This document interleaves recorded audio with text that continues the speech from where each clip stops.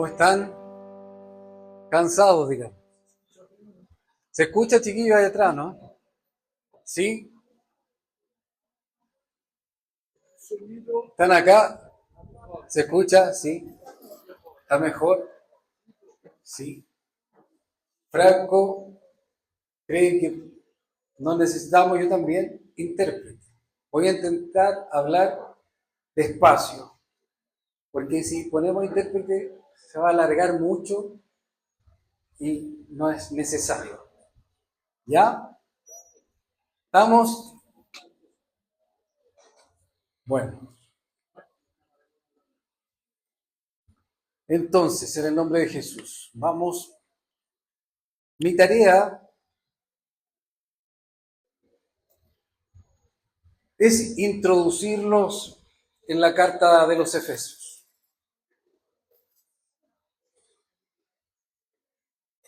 Uno de los errores más comunes que cometemos como cristianos es tomar porciones de la Escritura y enfatizar sobre temas puntuales. Eso es un error porque la carta, en este caso de los Efesios, tiene un propósito completa, total. El Espíritu Santo usó a Pablo por una razón. Y esa razón necesitamos revisarla y al menos tener una visión general de la carta. No sé si atrás los chicos de Brasil o alguien está muy complicado, ¿está bien? Voy bien en la velocidad, voy a tratar de no apurar. Si no, ahí David lo puede apoyar si hay alguna palabra o algún hermano que pueda apoyar alguna palabra que no se comprenda. Repito, es importante que entendamos que esta carta tiene por el Espíritu Santo una dirección. Y necesitamos comprender que el Espíritu Santo quiere lograr en la iglesia de ese lugar, de ese sector, poner una advertencia. ¿Cuál es el contexto? El contexto es que Efesio, la actual Turquía, era un lugar de mucho tránsito, un lugar muy importante. No sé si han visto los vestigios arqueológicos. Era una ciudad muy avanzada para la época. Era una de las ciudades más importantes del Imperio Romano. ¿Y qué ocurría? Lo que ocurría es que había un tránsito muy importante de personas. Y al haber muchas personas, habían muchas influencias étnicas y culturales y por supuesto religiosas. Si vamos a Hechos de los Apóstoles, capítulo 18 en adelante, vemos cuando Pablo está en Corinto, en Atenas, y pasa a Éfeso. Imagínense en el mar Egeo, dos ciudades importantísimas, un flujo de gente muy grande, pero también mucho paganismo y mucha religiosidad. Y ahí el Evangelio del Reino de Dios llega y causa estragos. Es una bomba poderosa. Tanto así que hay un revuelo, una bagunza muy grande, brigas, peleas, pero hay también mucho poder. El poder de Dios llega tanto así que los brujos queman sus libros de artes de magia con un valor muy importante de dinero. el evangelio del reino de Dios llega con poder. Y en ese sector ustedes comprenden que las iglesias mencionadas en Apocalipsis están ahí, todas juntas, en ese sector llamado Asia en ese tiempo, no es el Asia de hoy. Asia, el Asia romana, ahí está Pérgamo, Tiatira, están Éfeso, la Odisea. Y Pablo desde la cárcel, de su primera encarcelación se cree, recibe del Espíritu Santo una carga por esa zona, por ese sector, por esas iglesias. Y escribe, entre otras, la carta de Filemón, escribe también Colosenses, ¿cierto? A Colosas. Y luego viene esta carta que en sus manuscritos originales no tiene destinatario, no dice para los efesios, no dice. Pero se cree que es una carta general que debía circular entre las iglesias. ¿Cuál entendemos que era la preocupación del Espíritu Santo? Y eso tiene que ver no con ese tiempo, sino con hoy. Y eso es lo que quiero que ustedes puedan entender. La preocupación era que toda la religiosidad y el paganismo mezclaran el verdadero evangelio del reino de Dios, donde Jesucristo tiene la centralidad y la preeminencia. ¿Por qué es tan peligroso? Porque cuando se nubla la visión de la verdad, el hombre tiende a llenar esos vacíos, esos espacios, con otras cosas. A eso se le conoce como sincretismo, es una mezcla. ¿Recuerdan que Dios nunca estuvo a favor de las mezclas? No se puede mezclar el evangelio del reino con otras cosas. Prácticas que hoy están instaladas en medio de la iglesia cristiana que no tienen un sustento bíblico y que hacen que desviemos nuestra mirada de Cristo. En el caso de ese sector, específicamente en Éfeso, había un culto a la diosa Diana. No era una princesa, era una diosa, la diosa Artemisa o Diana de los Efesios. Poderosa. Se cree que un meteorito cayó y fue adorado porque además tenía forma de bustos o pechos femeninos. Además, se le construyó un templo enorme para ese tiempo. Por lo tanto, la gente vivía del turismo haciendo, ¿cierto? Fabricando estos templos y era la adoración de todo ese sector esta diosa. Y entra el evangelio del reino, irrumpe con poder y empieza a transformar vidas. Pablo se estaciona en Éfeso, luego sale, deja olvidé el nombre, el matrimonio que hacían carpas, ayúdenme, Priscila y Aquila, perdonen. Priscila y Aquila los deja instalados en Éfeso, él va, ahí se acuerdan que hay un joven o un hombre, ¿cierto?, que era poderoso en palabra, pero no tenía todavía la presencia del Espíritu Santo. ¿Se acuerdan cómo se llamaba? A Apolos. Luego a Apolos se le presenta la verdad. No se preocupen, sigamos. Le presenta la verdad del Evangelio del Reino de Dios y este hombre empieza también a llevar a todo lugar esta verdad.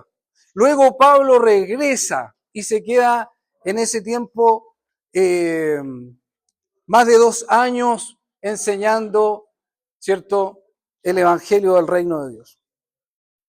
Pero para saber específicamente qué era lo que quería el Espíritu Santo, necesitamos revisar la carta.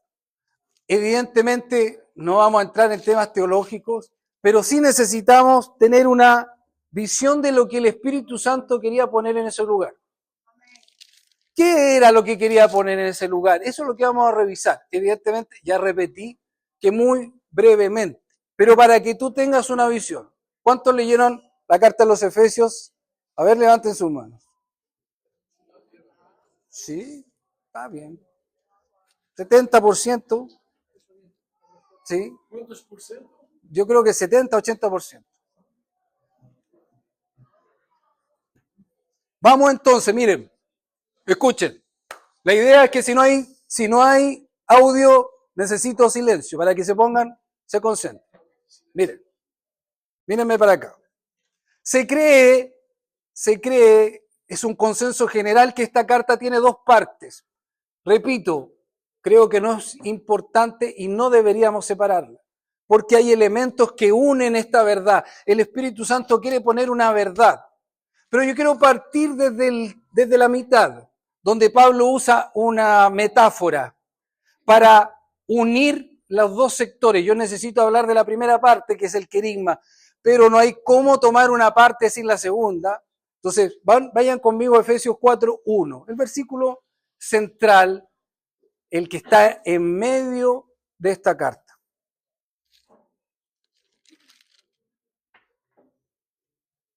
¿Dónde está Pablo? ¿Qué dice ahí? Lean conmigo. Por favor, abran sus Biblias. Aquí necesitamos leer, pueden escribir, tomar nota. ¿Qué dice? Yo pues, Pablo, ¿verdad? Preso. Estoy usando Reina Valera 1960. Los que tengan otra versión pueden escuchar para que no se confundan o no se enreden con tranquilidad. Yo pues preso en el Señor, os ruego. Aquí hay una rogativa, eso es una carga del Espíritu Santo. No es una palabra al azar. Os ruego, ¿qué ruega? ¿Cuál es el ruego de Pablo? ¿Qué está en su ser, en su íntimo ser? Siendo que él, ¿cierto?, con Epafras inundan ese sector del Evangelio del Reino de Dios. ¿Qué carga tiene apostólica Pablo por ese sector? Os ruego que andéis, eso es, caminen, ¿verdad? Como es, ¿cómo? ¿Cómo dice?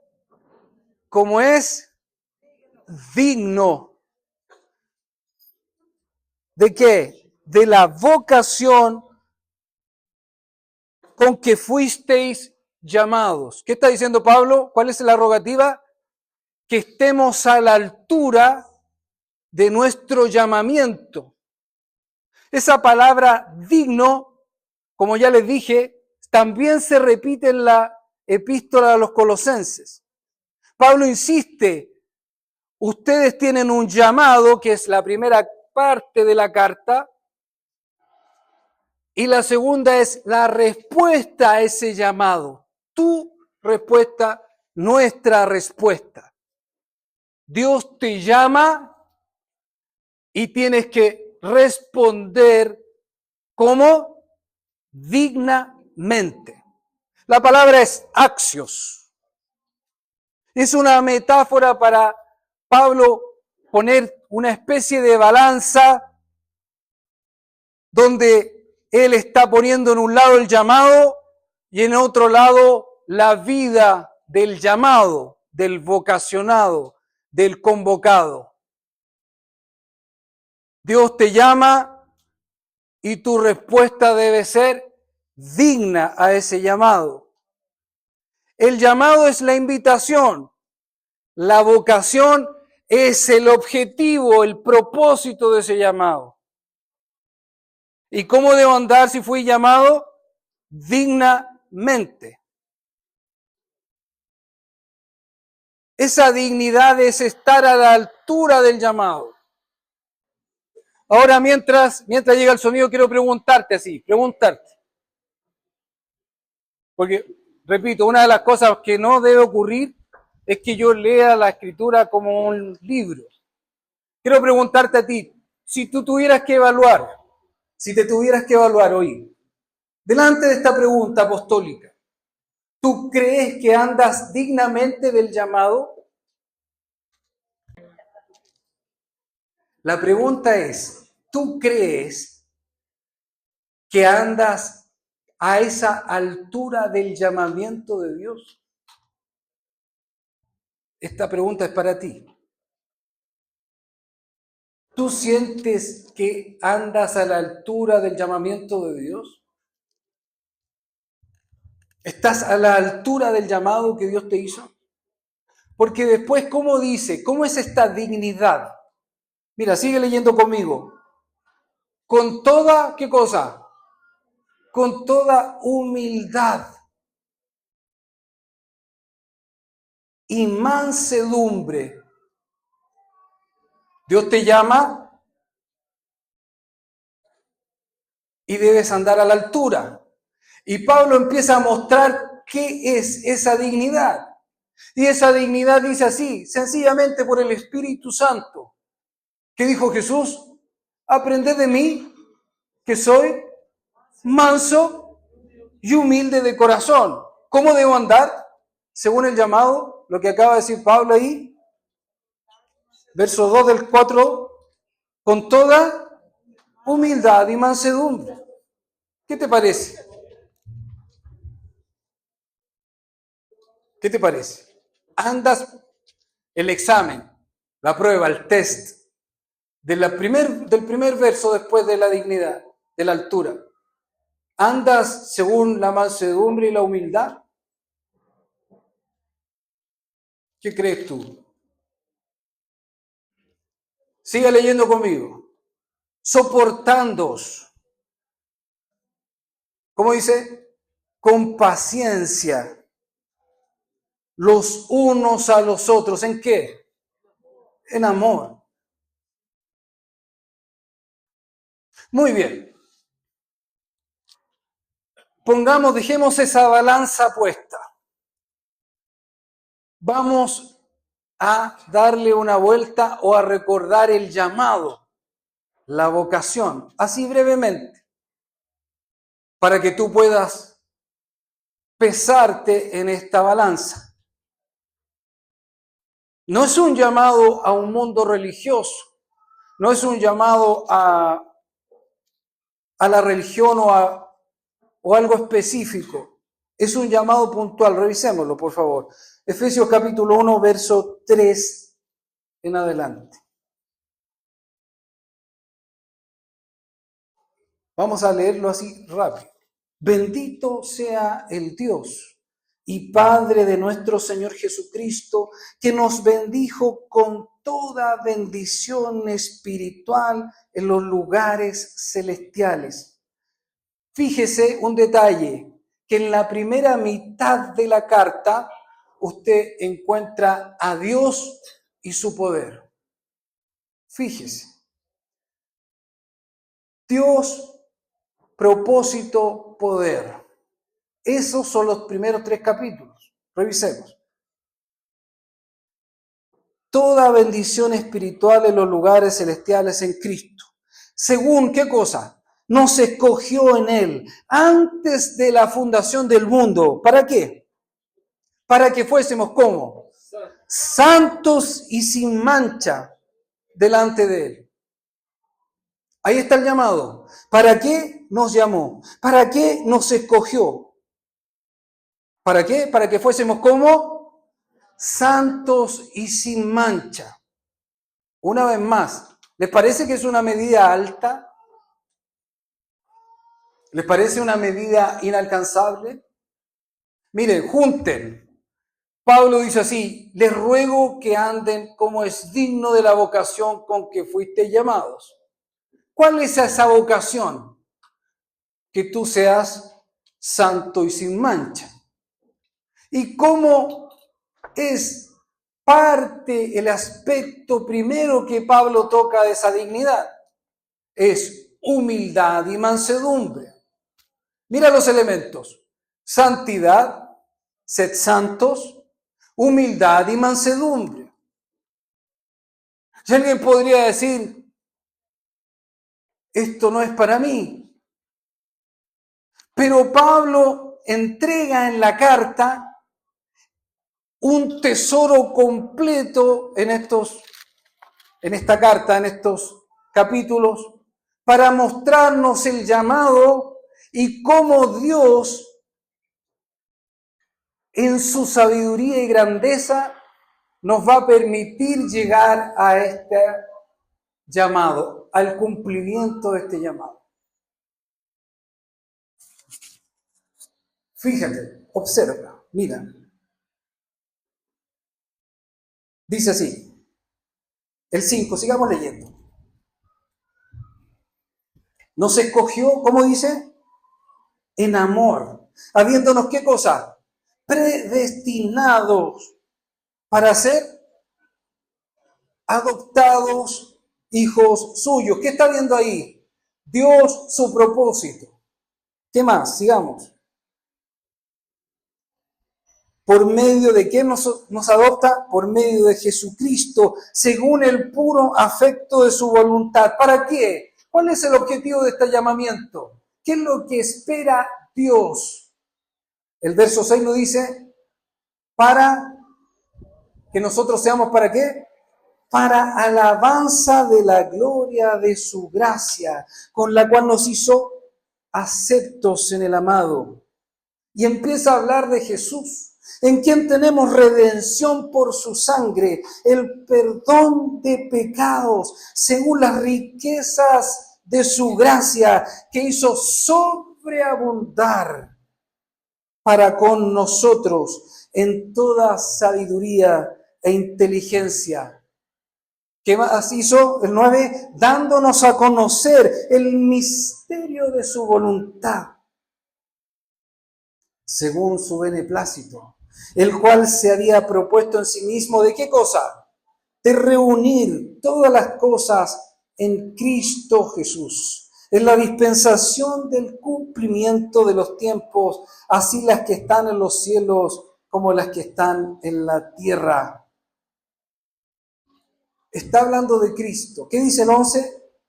En Él, ¿en quién? En Cristo tuvimos herencia, habiendo otra vez sido predestinados conforme al propósito de que hace todas las cosas según el designio de voluntad. Otra vez, ¿para qué? A fin de que seamos para la alabanza de su gloria. ¿Quiénes? Nosotros primeramente los que esperábamos en Cristo, en Él también habiendo oído la palabra de verdad. ¿Qué cosa? ¿Cuál es la palabra de verdad? El evangelio de vuestra salvación. Y habiendo creído en Él, ¿qué pasó? Fuisteis sellados con el Espíritu Santo de la promesa. ¿Qué es ese Espíritu Santo? Que es las arras o garantía de nuestra herencia. Y Pablo irrumpe en una oración para que esta verdad, imagínense, del verso 3 al verso 14, Pablo irrumpe en una oración para que esta verdad sea revelada en nuestros corazones.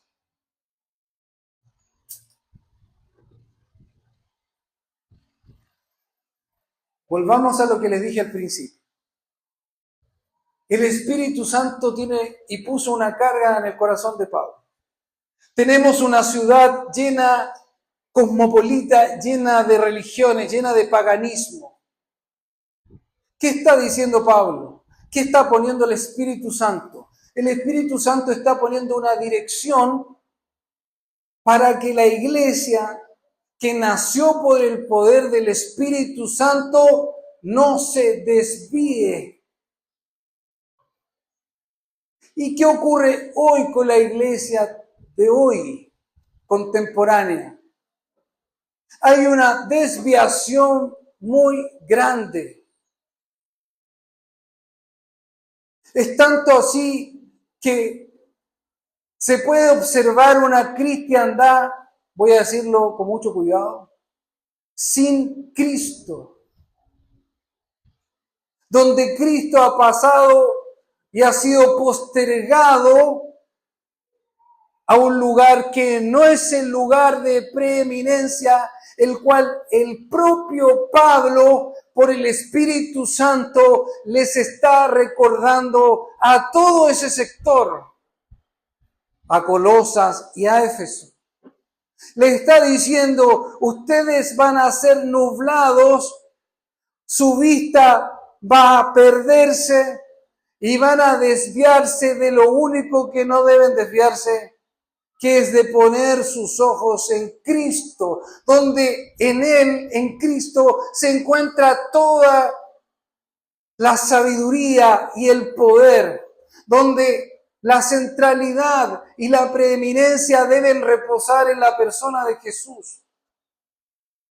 Nosotros somos cristianos no porque tenemos una religión, sino porque creemos en Cristo. Cristo nos ha redimido, nos ha salvado, nos ha liberado de la maldición de la ley y del pecado. En Cristo está la posibilidad del cumplimiento de este llamado. El llamado es que tú y yo seamos como Jesús, santos y sin mancha. Hay uno solo, es Cristo Jesús.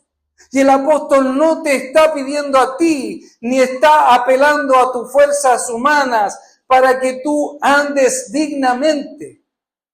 Lo que está diciendo el apóstol es que la iglesia neotestamentaria, la iglesia cristiana, no debe quitar su mirada de Cristo. Que Jesús debe tener la preeminencia. Que nosotros debemos contemplarlo a Él. Y es absolutamente concordante con las cartas del Nuevo Testamento. El escritor de Hebreo dice que nosotros debemos correr esta carrera puestos los ojos en Jesús, el autor y consumador de la fe. Pero toda esta lucha que se mantiene hoy, que no es contra principados ni potestades, no es contra las personas, sino contra principados y potestades, es una lucha que viene a sacar e intenta sacar tu mirada de Jesús. Por eso el lema de este retiro, creemos inspirado por el Espíritu Santo, es que nosotros volvamos a poner nuestra mirada en Jesús. Y entendamos que en Él está la respuesta. Que la única manera de andar dignamente en este llamado es que nosotros tengamos comunión con Jesucristo. Fiel es Dios que nos llamó para tener comunión con su Hijo Jesús. Una vez más, en Él está toda la plenitud de Dios. En Él vosotros estáis completos. Pablo está diciendo, no se despeguen de lo que aprendieron. Recuerden que Jesús fue puesto entre vosotros con poder y crucificado. Recuerden que su salvación fue cuando ustedes escucharon el evangelio del reino de Dios y creyeron en Él. Y en esa fe ustedes fueron sellados con la promesa del Espíritu Santo.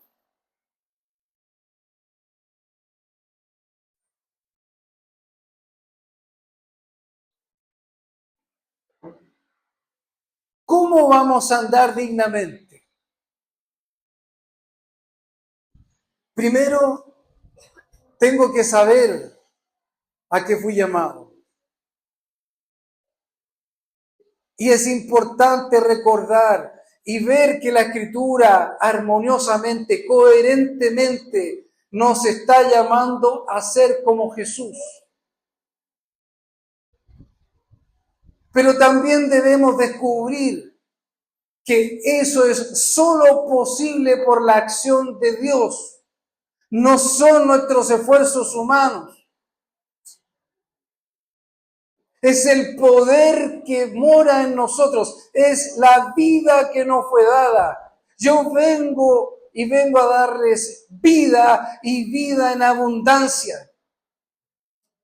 Lo que está haciendo Pablo es poner el llamado y te está poniendo frente al llamado para que tú puedas evaluar si te desviaste del camino. No si estás logrando esto con tus propios esfuerzos. Lo que está haciendo Pablo es decirnos, pongan su mirada en Jesús. Jesús, el propio Jesús lo dijo. Le dijo a Marta, Marta, afanada y turbada estás. Pero María ha escogido la mejor parte, lo único que le era necesario. El propio Jesús dijo, lejos de mí, nada podéis hacer. Entonces quiero ponerlos arriba de esta balanza, no para avergonzarlos, sino para que usted pueda distinguir si está andando dignamente y por lo tanto andando en el poder del Espíritu Santo. Es importante tener la visión correcta del llamado, la razón de nuestra existencia. ¿Por qué no fui abortado? ¿Por qué no morí en la juventud o en la niñez? La razón de mi existencia es el llamado que Dios me hace para ser parte de su familia y tener el carácter de Cristo. Cuando yo tomo un énfasis de la propia carta y lo saco de esta verdad, pierde sentido. Si tú tomas el capítulo 4 y vas y hablas de los ministerios que el propio Jesús nos dio, apóstoles, profetas, evangelistas y maestros, y los aíslas del contexto del llamado, vas a tener una verdad aislada, sobreenfatizada, que te va a infundir un aliento para ser un ministro o anhelar ser ese ministro, cuando eso no está en tus manos. Eso es un regalo de Dios. Dios te llamó no para ser un ministro, Dios te llamó para ser como Jesús y ser parte de su familia. Y para eso, si tú revisas el primer capítulo de Efesios, te vas a dar cuenta que todos los verbos que nos llevan a Cristo son verbos conjugados por Dios. No son tus esfuerzos, no es tu capacidad intelectual, no es la cantidad de teología que tengas adentro, no es el tipo de congregación donde te reúnes. Es Dios quien te llamó y que propició lo necesario para que tú llegues a la estatura de Jesús. Y cuando hablamos de perfección, como habla más adelante la carta, está hablando de madurez, no de ausencia de pecado ni de error, sino de madurez, humildad y mansedumbre. Cuando no tenemos en nuestro corazón la visión correcta, nos desviamos. Quiero decirlo con mucho cuidado. Cuando mi sobreénfasis es el servicio, estoy dejando de lado el carácter de Cristo, que es lo primero. No olvidemos que el servicio es importantísimo, pero es la expresión de la vida de Cristo en mí, porque Dios no espera tu servicio en tus propias fuerzas. Lo que espera es que tú sirvas llenos del Espíritu Santo, lleno de la comunión de la vida de Jesús, porque el verdadero servicio tiene una característica fundamental y es el amor sacrificial. Y ese amor no es producido por fuerza humana. Ese amor viene del trono de Dios por el Espíritu Santo que nos fue dado. Entonces, si tú estás decaído, si estás triste, si no estás sirviendo y estás haciendo fuerzas humanas, es simplemente porque has caído de la gracia que es en Cristo Jesús.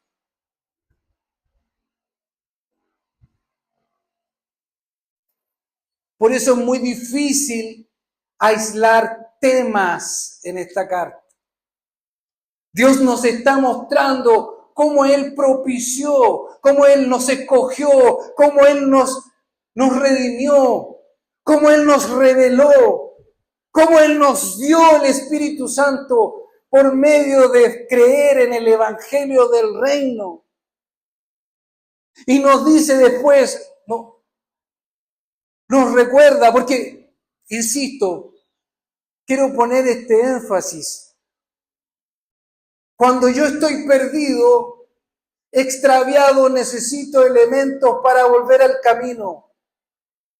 Y Pablo está diciendo, no se confundan. Jesús debe tener el primer lugar.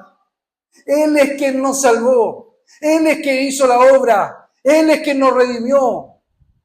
Y nuestro Padre, que es Dios, propició todo lo necesario para que lo que Él se había propuesto en sí mismo antes de la fundación del mundo fuera hecho y su nombre fuera exaltado y su nombre fuera glorificado. ¿Por medio de quién?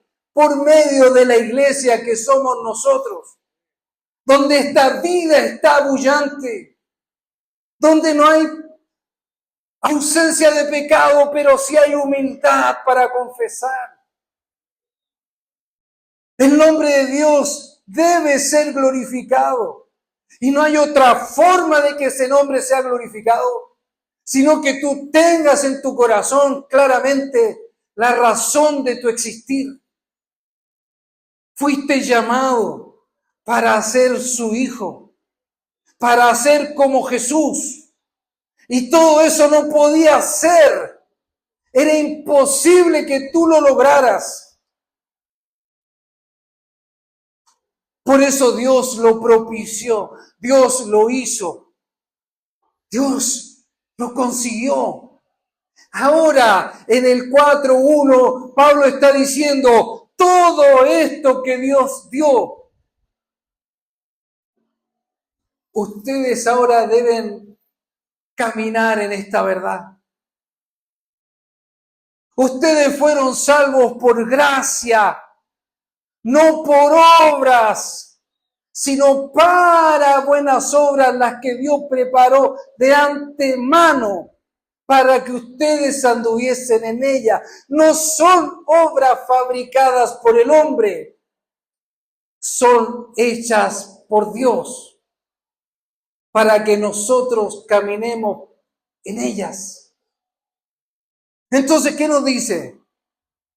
Nos dice que necesitamos, para que esto ocurra, permanecer llenos del poder de Dios. Y nos dice ahí que debemos ser llenos del Espíritu Santo. No embriagarnos con vino en el cual hay disolución, sino ser llenos del Espíritu. Cuando tú estás decaído, viene esta verdad a volverte al camino para comprender con todos los santos hacia dónde vas. El llamado que Dios te hizo. Y tú empiezas a revisar la carta y te das cuenta cómo Dios lo va a hacer en medio nuestro. Estos apóstoles, profetas, pastores y maestros, si los pones en el contexto correcto, cobran todo el sentido. Más abajo sigue hablando de la importancia del vínculo, de nuestra unidad, de nuestro relacionamiento. Y empieza a revelarnos Dios la importancia de la iglesia, la importancia del hermano. Esto es un llamado corporativo, es una familia, no es un llamado individual. Pero necesito ser revelado de esta verdad. Coyunturas y ligamentos no son una estructura. Es la expresión del Espíritu Santo en mí. Te necesito. No puedo solo. Dios me mostró mi realidad. ¿Cómo voy a llegar a esa estatura? Muy bien, por medio del Espíritu Santo. ¿Y qué más? Por medio de hombres y mujeres que han sido llenos y han recibido dones que nos van a llevar y nos van a edificar y nos van a conducir. Y con otros hermanos que han entendido este llamado y que igual que yo y tú se sienten indignos, se sienten faltos. Pero también tenemos el testimonio de nuestra propia transformación, porque el Evangelio del Reino de Dios transforma la vida de los hombres.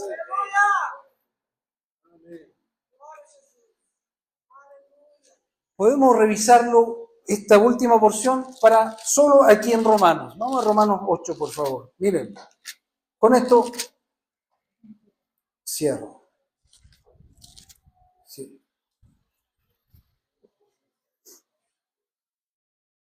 Texto leído muchas veces y ojalá lo leamos muchas veces más. 8:28 en adelante.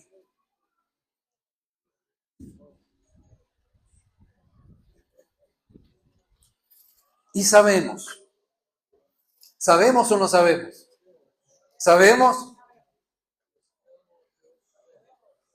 que los que aman a Dios, todas las cosas les ayudan a bien. Esto es, ¿a quiénes? ¿A quiénes? A los que conforme a su propósito son llamados. ¿Cuántos fuimos llamados con un propósito? Di conmigo así, mi vocación es ser como Jesús. Dile al que está al lado, dile así, te necesito. No puedo solo. Eres importante para mí. Eres mi familia. Te necesito.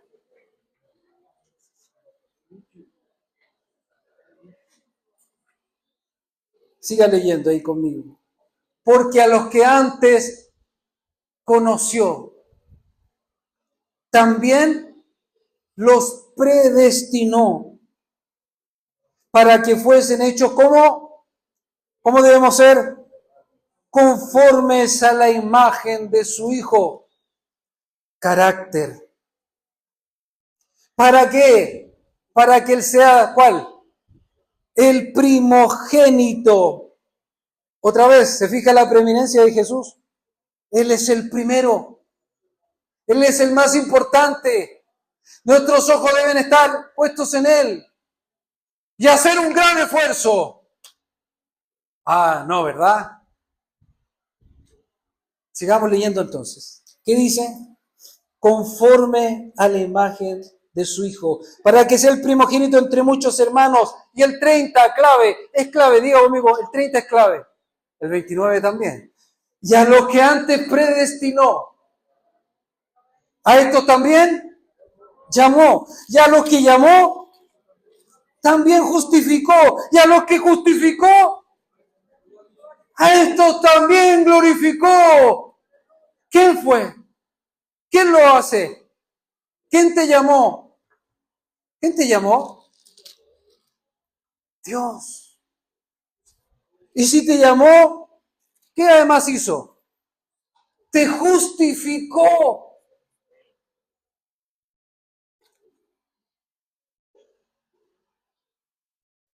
Y también te glorificó. Ah, no lo veo. Sí, pero es una realidad. Así como cuando Pablo dice que estamos sentados en lugares celestiales. ¿Es verdad o no? ¿Cuál es tu dirección actual? Estoy ahí,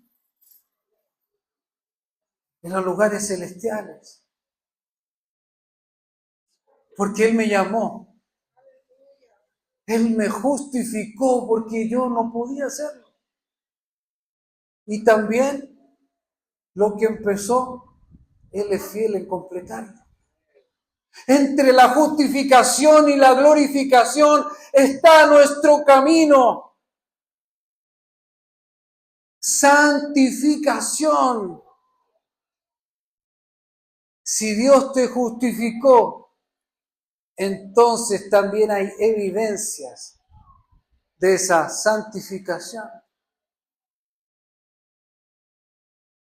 Esas obras que Dios preparó y por las cuales seremos juzgados. ¿Por qué seremos juzgados por obras? Porque son las evidencias de nuestra nueva vida. ¿Y quién propició todo esto? Nuestro Padre, Dios. Por eso no podía Pablo, por el Espíritu, partir de otra manera, sino glorificando a Dios. Bendito sea el Padre de nuestro Señor Jesucristo, que nos bendijo con toda bendición espiritual en los lugares celestiales en Cristo. ¡Aleluya! ¡Aleluya! No es tu mérito, es su llamado. Él se lo propuso, Él lo logrará. Tu parte es permanecer en Cristo. En Él están las riquezas. Cuando yo salgo de Jesús, ¿qué ocurre? ¿Qué queda? Romanos 7. Miserable de mí. ¿Quién me librará de este cuerpo de muerte? Porque esa realidad está en mí. Así como Cristo mora en mí, todavía tengo que cargar con un monstruo. Pero soy liberado de la ley del pecado por la ley del Espíritu de vida. Por sobre mi humanidad y mi pobreza está su riqueza que se impone sobre mí. ¿Qué tengo que hacer? Vaciarme. Haya en vosotros este sentir que hubo en Cristo Jesús, el cual siendo en forma de Dios, no escatimó el igual a ser a Dios como cosa que aferrarse, sino que se vació. Si tú no te vacías, ¿cómo va a haber humildad? Antes de la humildad viene el vaciamiento. ¿Cómo ser humilde sin vaciarse? Imposible. ¿Cómo ser lleno de la presencia de Dios si tú quieres hacer tu propia voluntad? El único camino para ser como Jesús es ser lleno del Espíritu. Porque el Espíritu es Jesús. Les conviene que yo me vaya. Les conviene. Les enviaré un paracletos, un consolador, un ayudador. Mi Padre está con ustedes y el Espíritu Santo estará con ustedes. Y vendremos a ser morada en ustedes. Ese poder es quien nos transforma. Ese es el poder que nos hace andar Ese es el poder que nos hace amar. Ese es el poder que nos hace servir. Ese es el poder que nos permite estar unidos y sujetos. Por eso después Pablo dice, sean llenos del Espíritu, sométanse. Después de ser llenos del Espíritu, no es antes. Sométanse unos a los otros. Y esto para las esposas significa, y esto para los maridos significa, y esto para los hijos significa, y esto para los padres significa, pero hemos querido aislar la Escritura y usar un texto fuera de contexto para poner a la mujer bajo un yugo de servidumbre que no tiene ningún sentido. Lo que está diciendo Pablo es que debemos ser llenos del Espíritu y someternos los unos a los otros, y para eso significa que una mujer debe amar a Cristo, a su marido como a Cristo. Pero al esposo también le dice que debe entregarse completamente a su mujer. ¿Y a los hijos los deja de lado? Hijos, obedeced a vuestros padres en el Señor. Y los trabajadores también, claro, trabajando como para el Señor. Y los empleadores también siendo buenos jefes. ¿Y qué termina diciendo Pablo? Esto no es fácil. Hay una lucha. Pero la lucha no es contra las personas.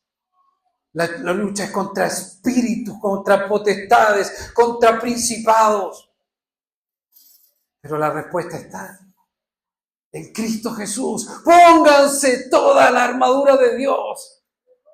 Estén atentos porque Satanás quiere golpearlos. Orando en todo tiempo. Con toda gratitud. Mis queridos,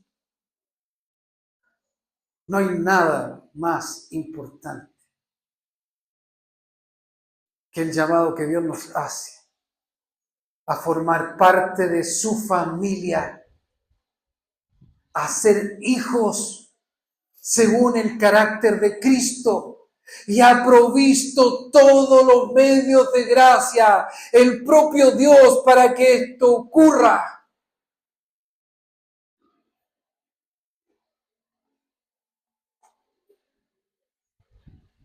Pero es importantísimo que tú tengas la brújula alineada. Porque si no, cuando vengan los problemas, tú no vas a entender que es parte del propósito de Dios para la formación de tu carácter.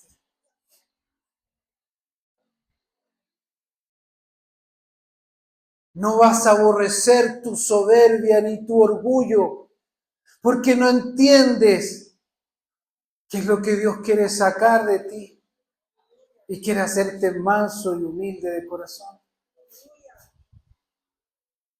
Cuando yo camino 24 horas al día, 7 días a la semana, 360 días al año, comprendiendo esta verdad, ya no relego a Dios a un rincón de mi vida, sino que viene a tomar el primer lugar. Dejo de mal entender que mi vida está separada del trabajo, lo secular y lo religioso. Dejo de entender o comprendo mejor que no es una pérdida de tiempo mi trabajo, ni mi casa, ni mis hijos, ni siquiera cortar el pasto, el césped, porque todo lo que hago lo puedo hacer para la gloria de Dios. Puedo ser lleno del Espíritu en cada acción que hago para su gloria. Me niego por mi esposa y el Espíritu Santo se alegra dentro de mí. Tomo a mis hijos y niego mi descanso para que ellos puedan ser bendecidos. Entiendo para qué necesito ser lleno del propósito eterno de Dios. No ya como una experiencia aislada para gozar y disfrutar solamente. Entiendo que lo necesito porque esa transformación empieza desde adentro. Me resta permanecer con mi mirada puesta en Jesús, sabiendo que mi Padre que me permitió vivir me llama a ser como Él y juntos llegar a la estatura del varón perfecto en Cristo Jesús. Amén.